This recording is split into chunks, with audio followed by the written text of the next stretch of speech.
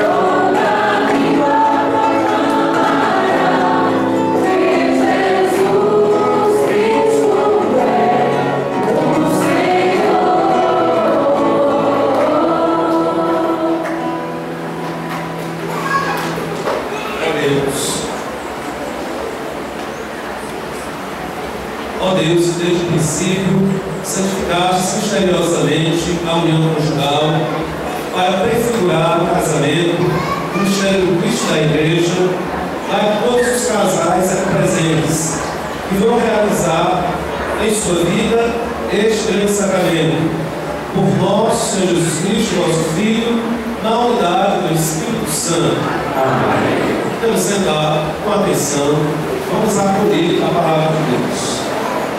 É importante manter o silêncio durante esse momento que nós escutamos a palavra do Senhor.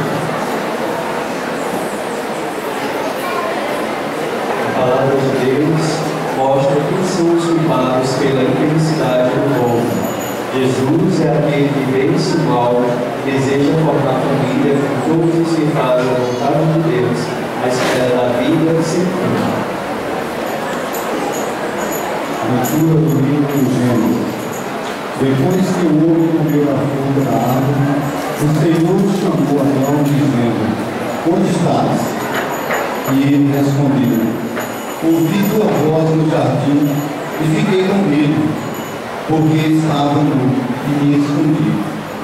Disse-lhe o Senhor Deus: E quem te disse que estavas nu? Então comestes da árvore de cujo fruto te proibi comer? Adão disse: A mulher que tu me destes por companheira, foi ela que me deu do fruto da árvore, e eu comi. Disse o Senhor Deus à mulher: Por que fizestes isso? E a mulher respondeu: A serpente enganou-me e eu comi. Então o Senhor Deus disse à serpente: Por que fizestes isso? Serás maldito entre todos os animais domésticos e todos os animais selvagens. Rastejarás sobre o vento e comerás pó todos os dias da tua vida. Porém, inimizade entre ti e a mulher, entre a tua descendência e a dela. Esta te ferirá a cabeça, e tu lhe ferirás o calcanhar. Palavra do Senhor.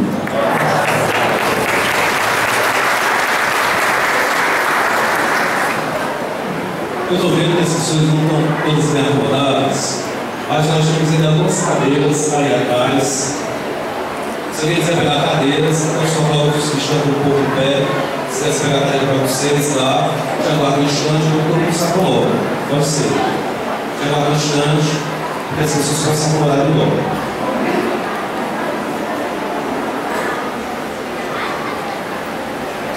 Chegar um jovem aí que possa trazer uma cadeira para essas músicas que assistir o filme, chegar a agradece.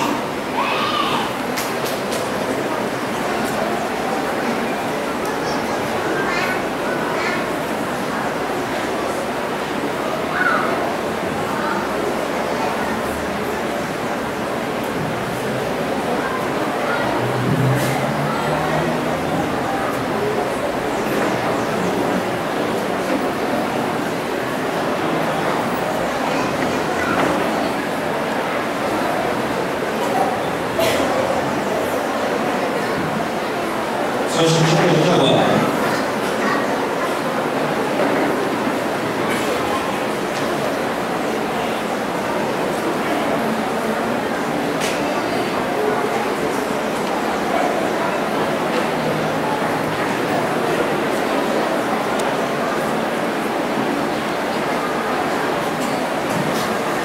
Podemos então subir o salmo.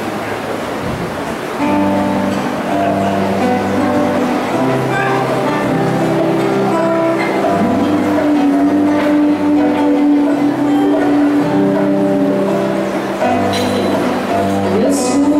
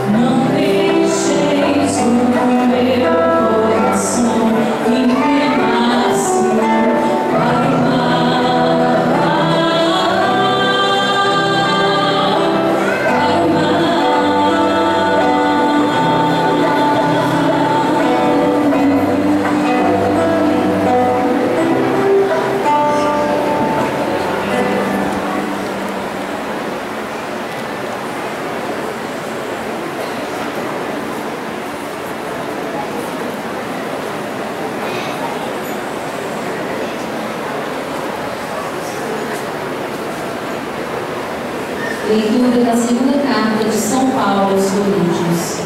Irmãos, sustentado pelo mesmo espírito de fé, conforme o que está escrito, eu creio e por isso falei. Nós também cremos e por isso falamos, certos de que aquele que ressuscitou, o Senhor Jesus, nos ressuscitará também com Jesus e nos colocará ao seu lado juntamente convosco. E tudo isso é por causa de vós, para que a abundância da graça em um número maior de pessoas faça crescer a ação de graças para a glória de Deus. Por isso, não desanimamos.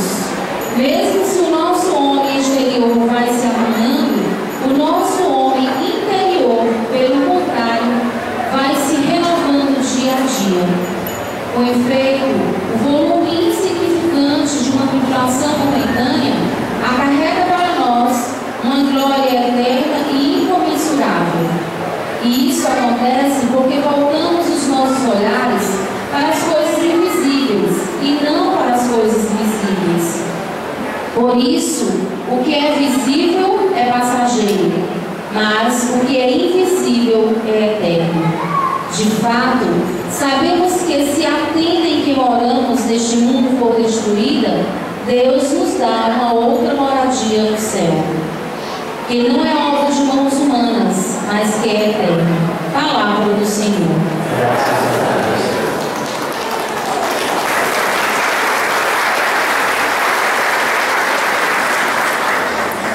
Diz o Senhor: eu chamei vocês de amigos, pois os segredos do meu Pai fiz revelar. Todos os médicos aclamaram grande alegria do seu Evangelho.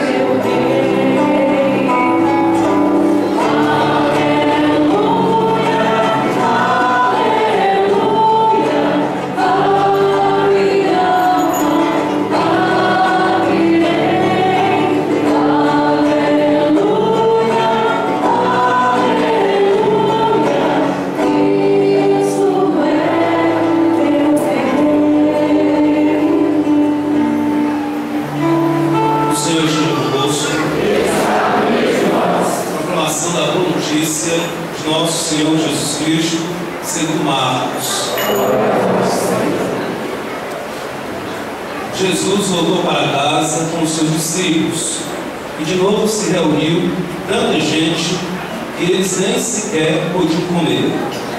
Quando souberam disso, os parentes de Jesus saíram para agarrá-lo, porque diziam que estava fora de si.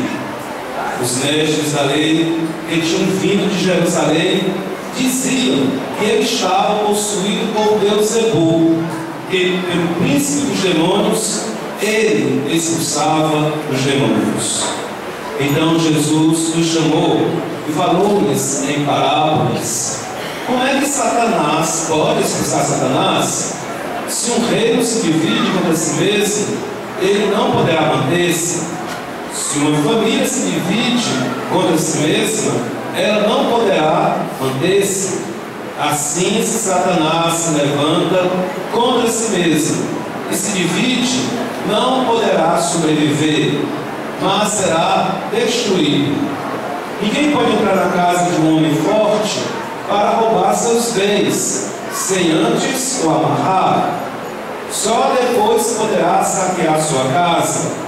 Em verdade vos digo, tudo será perdoado aos homens, tanto os pecados como qualquer blasfêmia que tiverem dito, mas quem blasfemar contra o Espírito Santo nunca será perdoado, mas será culpado de pecado eterno.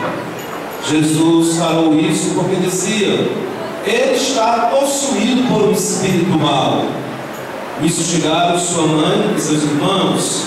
Eles ficaram do lado de fora e mandaram chamá-lo. Havia uma multidão sentada ao redor dele. Então lhe disseram: tua mãe e teus irmãos estão lá fora à tua procura. Ele respondeu: quem é minha mãe? E quem são meus irmãos? E olhando para os que estavam sentados ao seu redor, disse: aqui estão minha mãe e meus irmãos.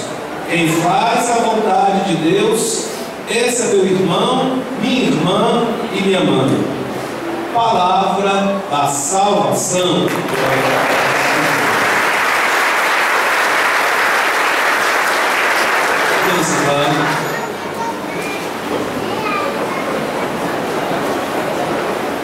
Muitas vezes a gente vem para a igreja, estuda o Evangelho, mas não ouve.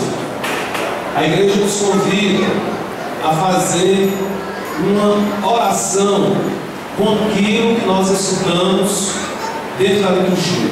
É o que nós vamos fazer agora para nos ajudar a guardar de uma forma melhor no nosso coração aquilo que acabamos de estudar. Oremos o texto do Evangelho. Quem faz a vontade de meu Deus, esse é meu irmão, minha irmã e minha mãe, todos. Quem faz a vontade de Deus, esse é meu irmão. Quem faz a vontade de meu Deus, esse é meu irmão. Quem faz a vontade de Deus, esse é meu irmão. Quem faz a vontade de Deus, esse é meu irmão. Quem faz a vontade de Deus, esse é meu irmão. Quem faz a vontade de Deus, esse é meu irmão. Quem faz a vontade de Deus, esse é meu irmão. Quem faz a vontade de Deus, esse é meu irmão. Quem faz a vontade de Deus, esse é meu irmão. Quem faz a vontade de Deus, esse é meu irmão. Glória ao Pai, ao Filho e ao Espírito Santo. Inclinemos nossas cabeças, fechemos nossos olhos e meditemos o que estas palavras do Evangelho nos dizem ao nosso coração, que extrapola as paredes dos muros da igreja. Mas tem uma coisa que eu gosto de repetir, que muitas vezes nós não sabemos o que São Francisco disse, que para se salvar nós precisamos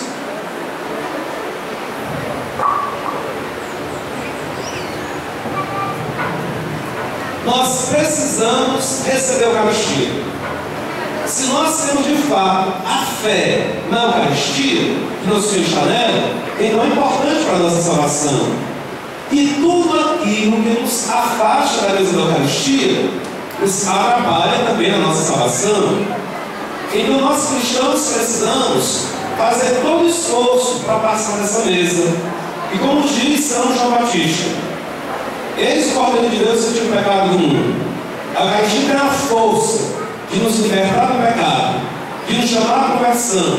E para se aproximar mesmo da Eucaristia, se nós somos pessoas verdadeiras conosco mesmo e com Deus, nós precisamos buscar ter uma vida limpa. Não é assim receber a Eucaristia de qualquer jeito, como Papa Hóstia, como as perpétuas da novela que o pessoal fala, que recebe a Eucaristia e vive de inteiro dentro de casa, dentro da comunidade e da sociedade.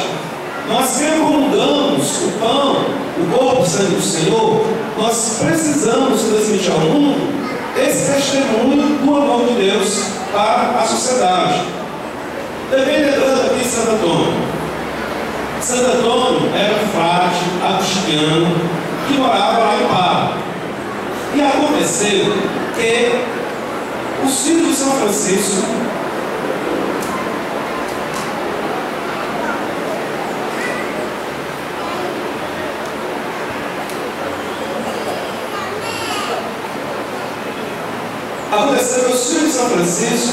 passaram a morar nos arredores de Pádua.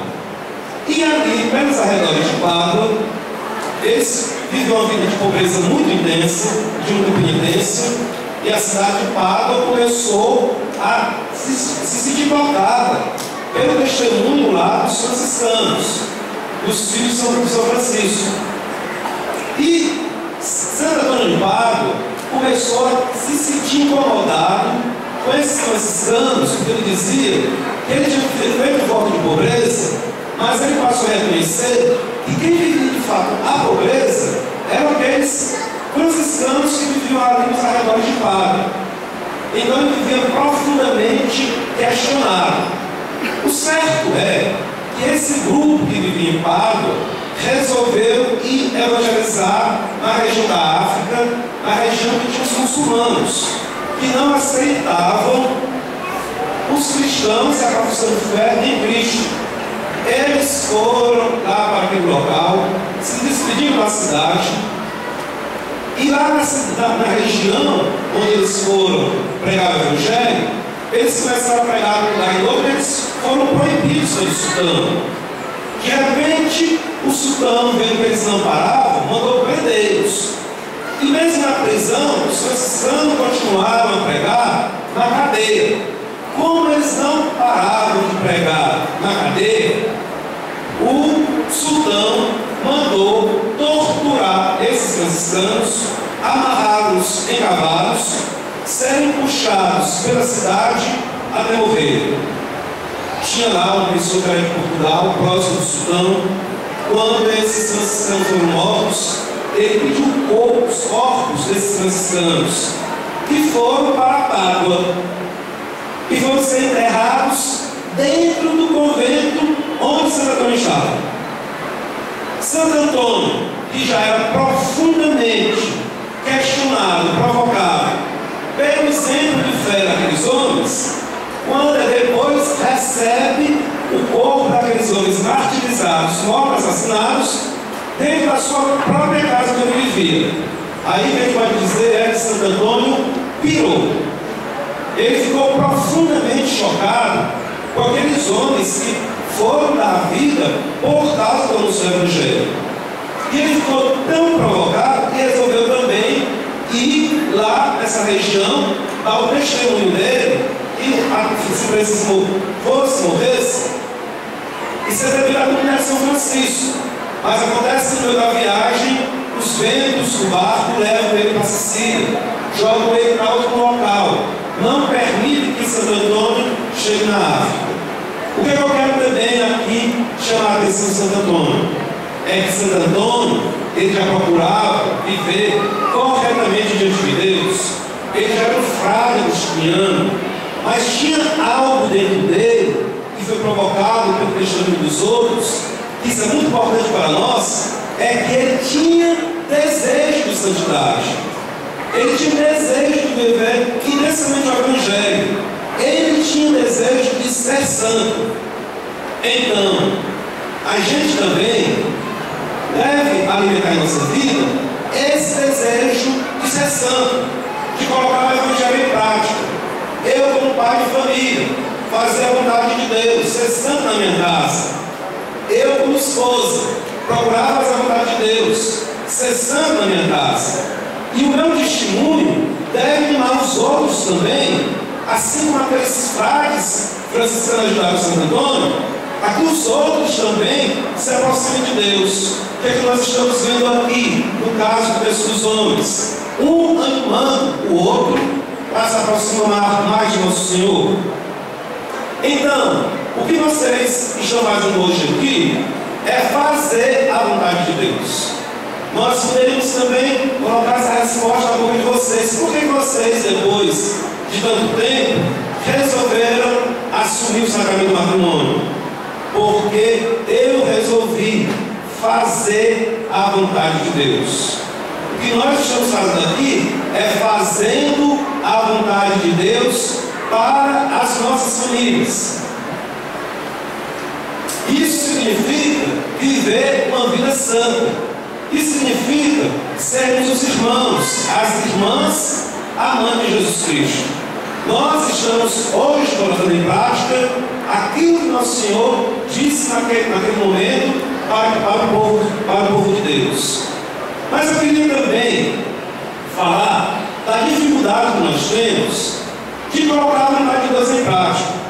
Não é assim que eu vou fazer a vontade de Deus, pronto, eu vou me arrogar e fazer de qualquer maneira. Para eu fazer a vontade de Deus, eu preciso rezar, eu preciso pedir a graça do Senhor, eu preciso caminhar, eu preciso lutar, resistir aos meus pecados, eu preciso converter a minha maneira de pensar, a maneira de Deus pensar. Eu tenho que fazer uma caminhada. Não é assim. A gente tem, aqui mesmo na paróquia, nós temos o Santíssimo Exposto, que é uma graça muito grande que nós temos para fazer a vontade de Deus, adorando o Santíssimo Sacramento. A gente consegue fazer a vontade de Deus. Mas se a gente olha assim para o padre, a gente sabe que os padres são os primeiros pecadores, mais pecadores de todos. Mas as pessoas olham assim para o padre, todo arrumadinho, os panos na frente celebrando a missa, pensam que é muito fácil para o padre ser padre ou fazer a vontade de Deus. Todos nós temos as nossas dificuldades. E eu queria partilhar com vocês uma grande dificuldade que eu tive na minha vida em fazer a vontade de Deus, que eu sentia que Ele queria que eu fosse ser padre. Só que eu comecei a brincar com Deus que eu não queria ser padre. Eu queria me casar. Eu queria constituir uma família. Eu queria estar hoje aqui no banco, com a noiva, com a esposa, gravar com vocês. Então, na minha caminhada, eu tive brigas terríveis com Deus, porque eu não queria ser padre. Um dia, eu disse assim: eu vou resolver esse negócio com Deus, é hoje mesmo. Eu fui com todas as armas, me juntei todos os meus argumentos, né, todos os meus escudos, todas as minhas defesas, toda a minha inteligência, e fui para cima de Deus. Quero ver que esse negócio vai dar. Né? Aí cheguei lá, na minha oração, é agora, vou resolver esse negócio com Deus. Aí eu disse assim: meu Deus, eu não sei como é que tu queres fazer um padre, porque eu gosto tanto de mulher.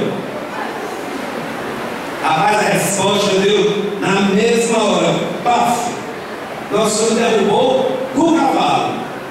Nosso Senhor derrubou o meu orgulho. Mas eu tive outras quedas mais para frente, viu? Mas essa queda foi pesada. Nosso Senhor disse assim para mim: mas Marcos, você não diz tanto que é contra o machismo?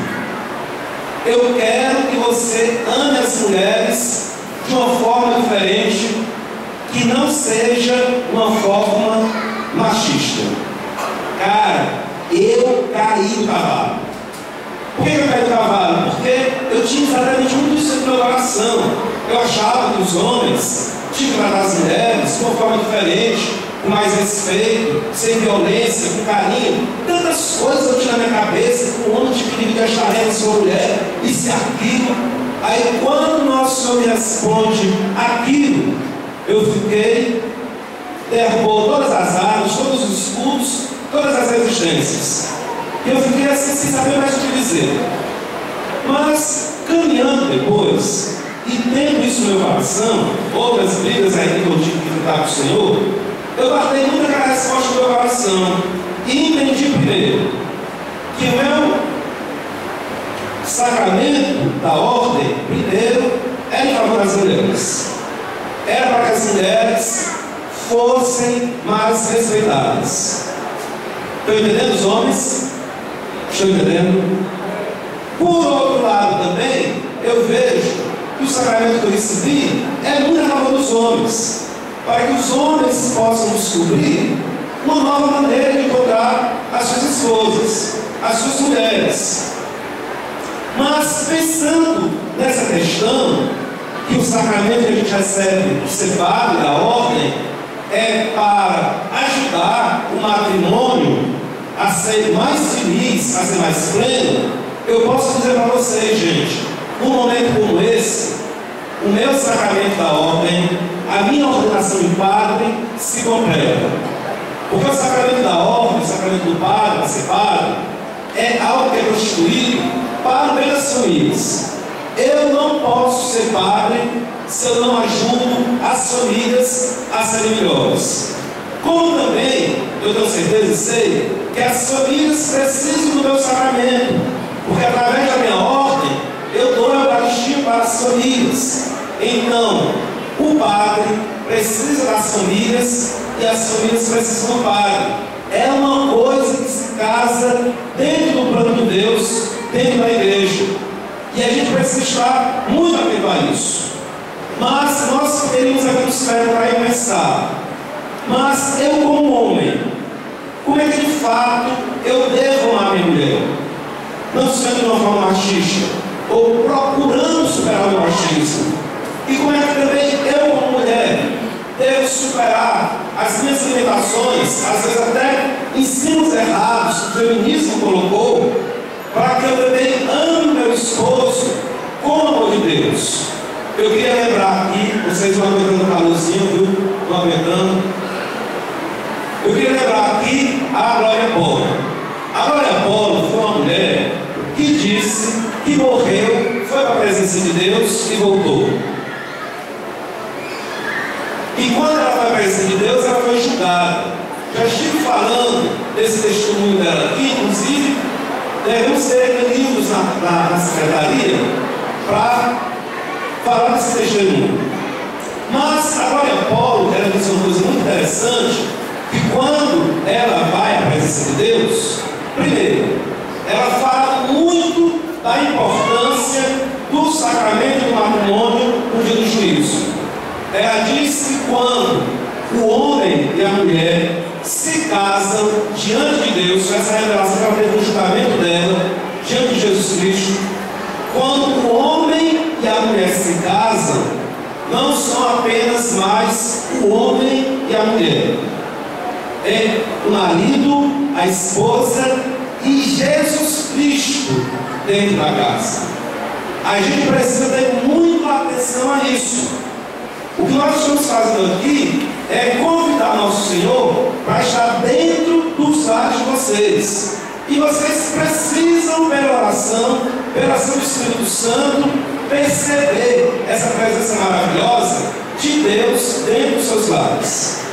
Outra coisa também que Glória diz a Glória Polo é que nós vamos ser julgados diante de Deus na presença dos nossos pais, para que os pais saibam quem foram de fato os filhos e prestarem conta a Deus do testemunho de fé, da educação de fé que eles deram para os seus filhos. Aí tem coisas incríveis que a Glória Polo diz em relação a esse julgamento. Quem quiser depois procura um livro.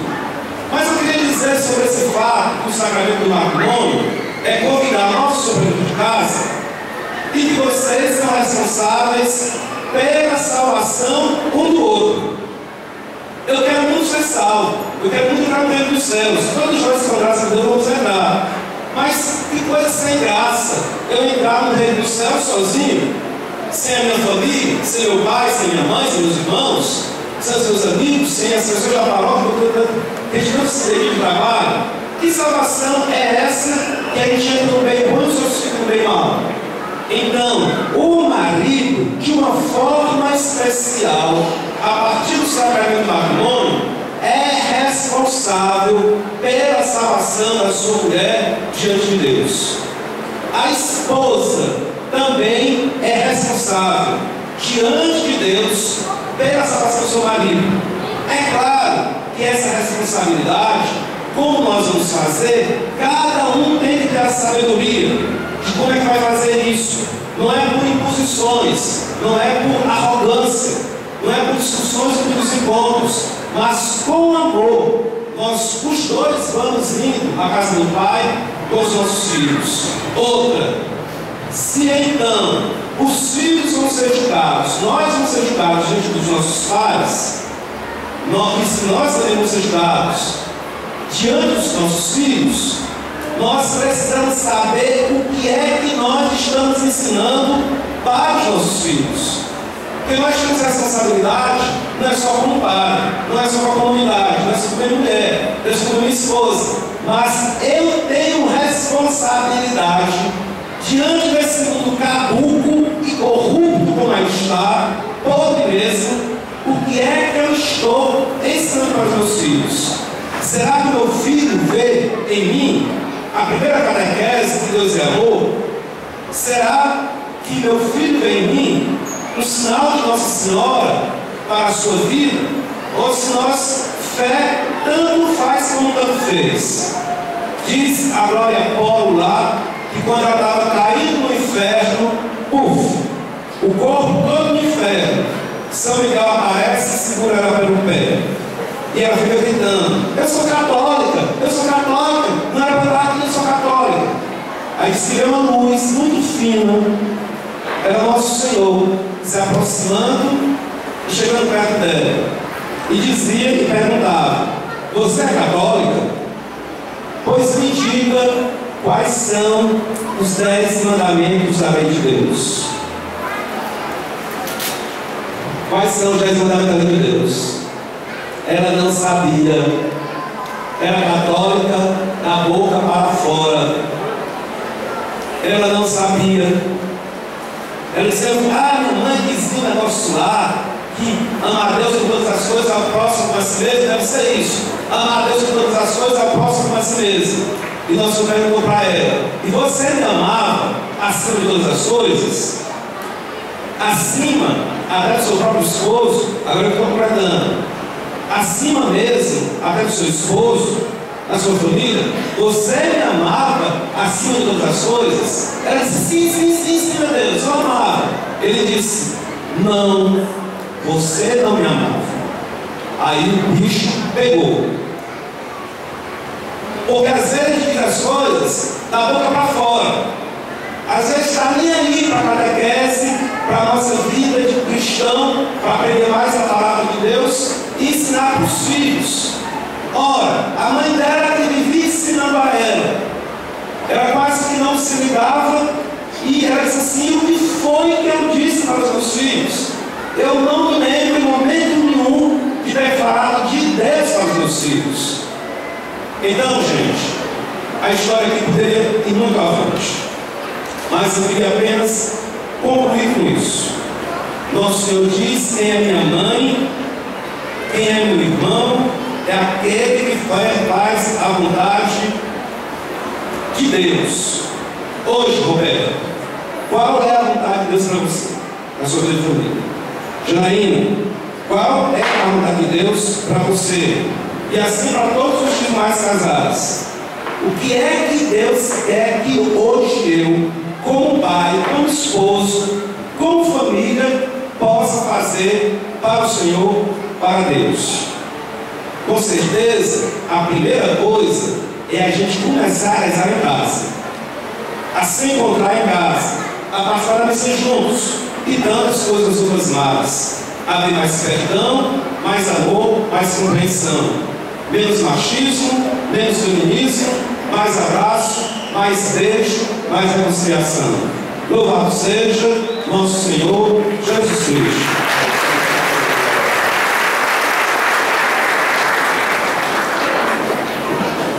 Nós vamos dar início agora à parte específica do sacramento do matrimônio.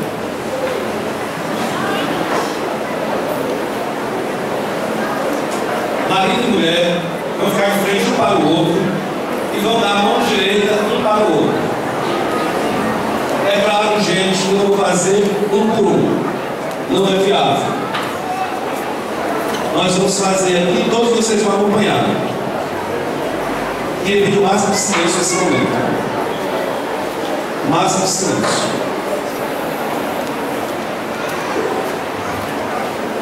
Então vocês vão ficar com a mão direita dado para o outro, olhando nos olhos um do outro, bem apaixonadamente.